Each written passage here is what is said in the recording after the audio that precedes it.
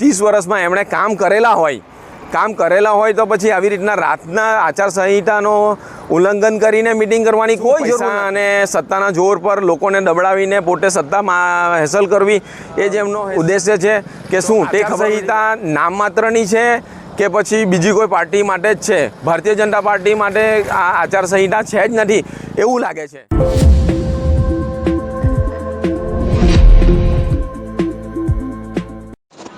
સ્થાનિક ચૂંટણીનો માહોલ ગરમાયો છે। આચારસંહિતા લાગુ છે, નિયમો કડક છે, પણ પ્રશ્ન એ છે કે શું આ નિયમો બધા માટે છે કે ફક્ત સામાન્ય જનતા માટે? વલસાડ લીલાપુર વિસ્તારમાં એક ચોંકાવનારું દ્રશ્ય સામે આવ્યું છે, જ્યાં રાત્રિના અંધકારમાં શાંતિના સમયમાં ભાજપના કાર્યકર્તાઓ ખુલ્લેઆમ ભેગા થઈને મિટિંગ કરતા નજરે પડ્યા। ગ્રામ પંચાયતના સરપંચની હાજરીમાં હોર્ડિંગ્સ લગાવવામાં આવ્યા, પ્રચાર કરવામાં આવ્યો અને આ બધું ત્યારે થયું જ્યારે આચારસંહિતા પૂરેપૂરું લાગુ છે।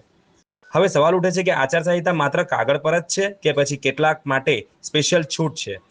આક્ષેપો છે કે ભાજપના કાર્યકર્તાઓને કાયદાઓનો કોઈ ડર જ નથી, જાણે ખુલ્લેઆમ કહી રહ્યા હોય, સરકાર અમારી તો કાયદો પણ અમારો। આ મુદ્દે આમ આદમી પાર્ટીના કાર્યકર્તાઓએ તીખો વિરોધ નોંધાવ્યો છે અને આ ઘટના સામે ખુલ્લી લડત શરૂ કરી છે। હવે જોવાનું એ રહેશે કે ચૂંટણી આયોગ આ મામલે શું પગલાં લે છે। શું નિયમોનો ભંગ કરનારાઓ સામે કાર્યવાહી થશે કે પછી આ બધું માત્ર ચર્ચા બનીને રહી જશે? ચૂંટણીનો દિવસ નજીક છે અને લોકો હવે જવાબ માંગે છે, કારણ કે લોકશાહીમાં કાયદો એક સરખો હોવો જોઈએ, નેતા માટે પણ અને જનતા માટે પણ। વાવ ન્યૂઝ, વલસાડ, ગુજરાત। જી સાહેબ, આપનું નામ? જિગ્નેશ ગોહિલ। આજે શું થયું હતું અહીંયા? અત્યારે 9:30 વાગ્યે મને મેસેજ મળ્યા કે નવડુંગરી જિલ્લા પંચાયતનો ઉમેદવાર, જે ભારતીય જનતા પાર્ટીના ઉમેદવાર છે એના ટેકેદાર અને જે ઉમેદવાર છે એના પતિ, એમના દ્વારા ઔરંગા પુલ પાસેનો જે એરિયો છે ત્યાં મિટિંગ કરવામાં આવી।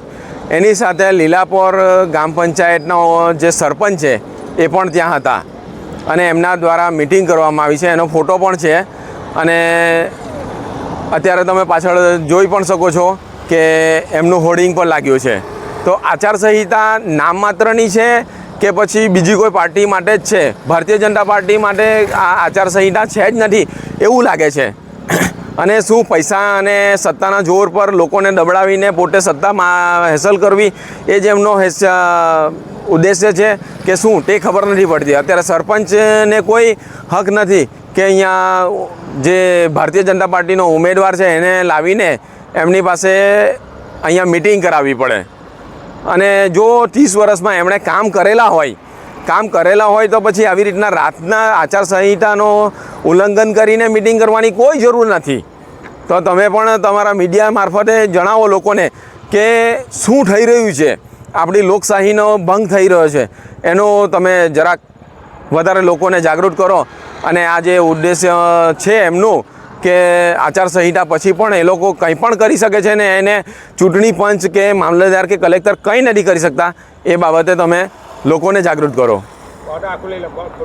आने वाली तमाम एक्सक्लूसिव न्यूज का अपडेट पाने के लिए हमारे चैनल वाव न्यूज गुजरात को फॉलो करें, सब्सक्राइब करें, लाइक करें और ज्यादा से ज्यादा शेयर करें।